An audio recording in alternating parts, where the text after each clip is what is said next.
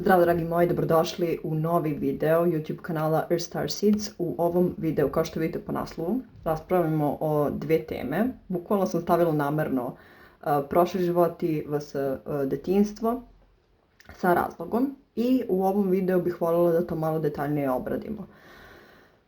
Sad svi vi koji ste novi vezano za ovu temu, ja prvo se predstavim, ja sam Zorana i ja sam se i dalje na neki način bavim akašnim zapisima, prošlim životima i radila sam preko 250 do 300 izveštaja prošlih života za druge ljude i njihovo poreklo duše koje se zove Soul Origin. Tako da sa te strane imam dosta, da kažem, iskustva sa ljudima, dok sa druge strane sam pogotovo u posljednje vreme počela da istražujem malo više svoje detinjstvo, detinjstvo mojih klijenata, i radila razne neke metode. Između ostalog sam radila najviše gestalt psihologiju sa mojim terapeutom, odnosno sa mojim psihologom. I imala prilike suštinski da vidim kako to izgleda otprilike iz nekog drugog ugla. Tako da evo šta sam ja otprilike spoznala i šta je kod mene bilo, da kažem, ključno. Sve to vezano za prošle živote, sve to stoji, sve to, da kažem, istinito, ispravno, sve, da kažem, validno. Šta je suštinski problem tu i zašto ja snimam ovaj video? Biće vjerojatno možda čak i kratak video, možda će biti duži, nije ni važno. Ali problem je u tome što kada sam počela malo dublje da se bavim ovim životom i svojim detinjstvom, ali na neki drugi način, dakle da imam neke uvide koje možda ranije nisam imala, što je negde normalno u rastu.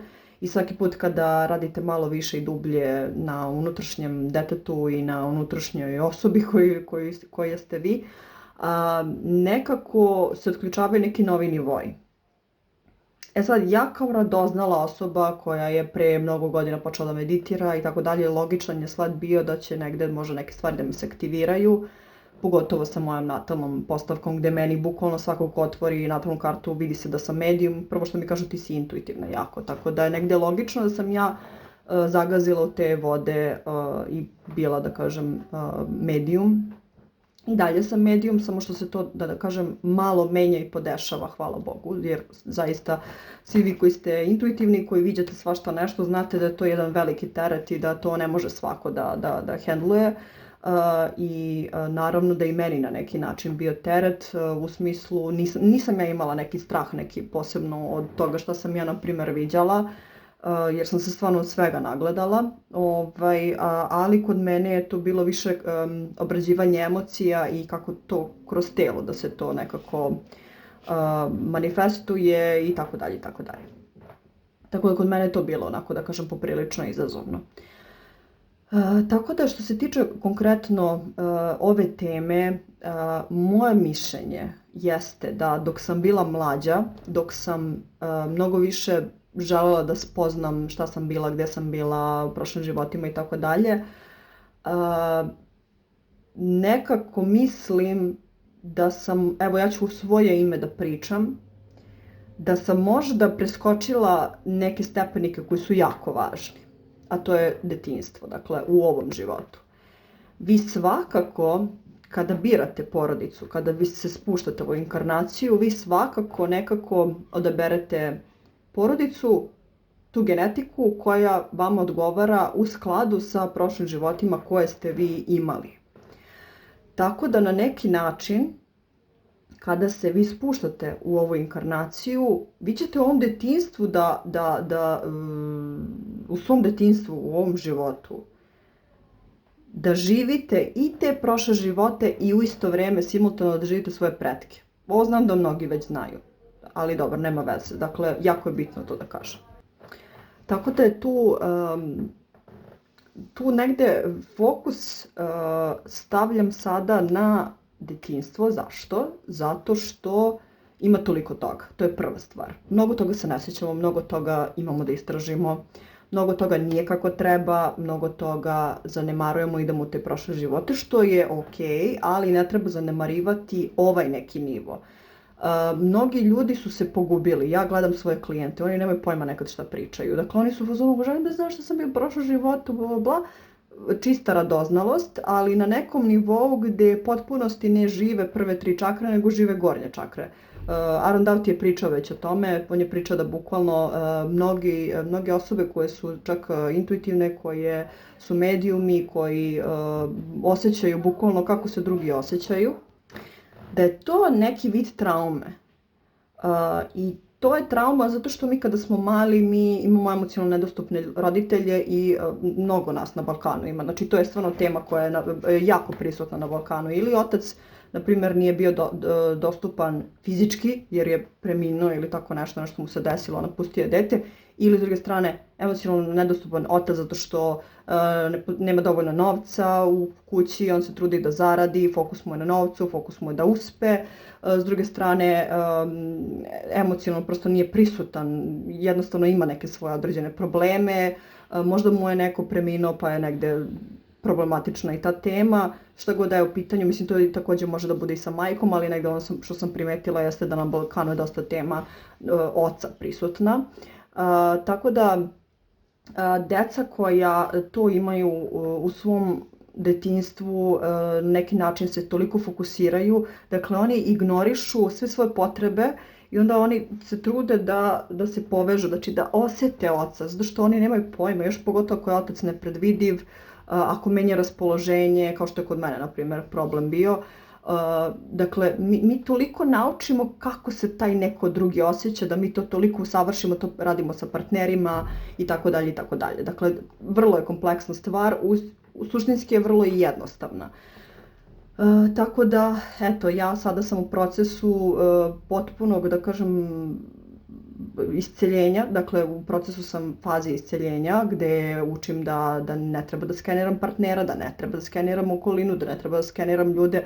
I još nešto što je vrlo zanimljivo jeste da previše mi razmišljamo, čak i kad nam neko nešto kaže, pa mi čitamo između redova, pa se napravi dosta konflikta upravo zbog toga što mi toliko pokušavamo da vidimo da li je ta osoba stvarno to mislila. I onda se često i ljutimo, često smo frustrirani, često sa prijateljem kao ovaj je mislio to, rekao je to, previše merimo, previše sečemo. To mi isto trauma neprisutnog roditelja.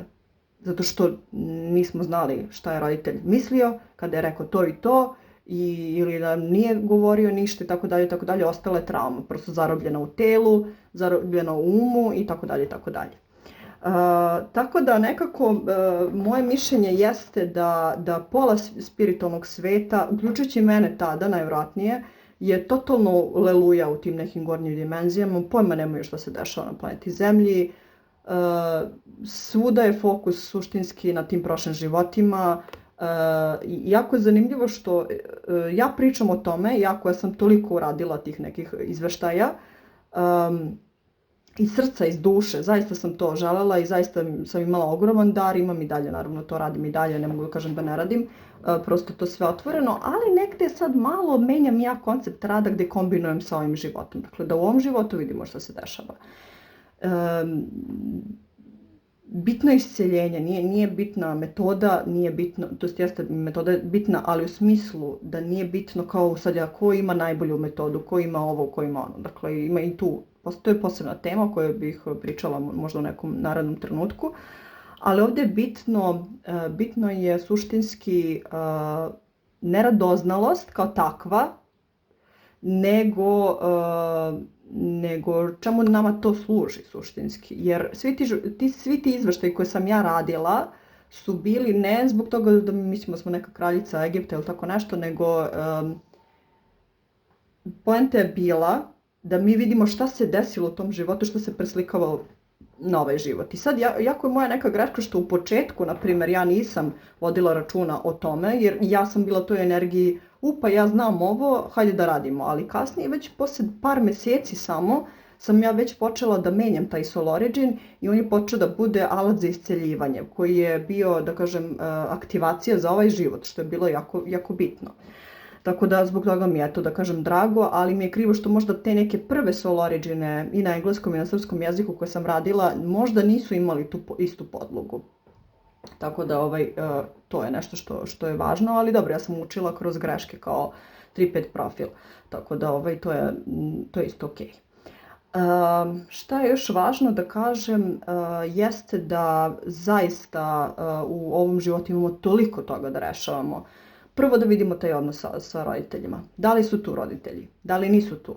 Da se prisjetimo kakva je naša komunikacija bila sa njima kada smo bili mali. Sada zamislite da ste mali i da vidimo prosto kada kažete nešto mami ili tati, kako oni reaguju na to. Dakle, to je mnogo važno, da vidimo šta se tu dešava.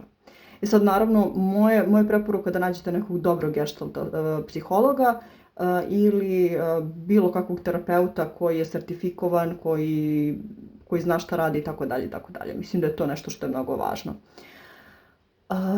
Dakle, odnos između njih dvoje, kako su oni komunicirali? Da li je možda majka bila sva nešto uzneverena, tužna ili je nekog izgubila ili, na primjer, previše se brine ili previše stroga ili previše kontroliše ili previše, znači nešto je previše, nešto nije u balansu. Kada mi ljudi kažu ne, meni je odličan odnos sa roditeljima, ja se setim sebe gde sam ja mislila da je meni odličan odnos sa roditeljima, onda se setim da sam imala jedno 30-40 trauma najmanje sa njima. Da su vrlo oboje i dalje emocionalno nedostupni, mentalno su nedostupni, na bilo kakav način oni su nedostupni, ali meni je pre bila ta moja idila moje porodice i moji roditelji se jako vole i dan danas, ali ja vidim sada šta tu nije u redu i ko je morao da žrtvuje šta da bi taj odnos opstao. Dakle, to se prosto vidi kada dublje uđete u samospoznaju i samorefleksiju.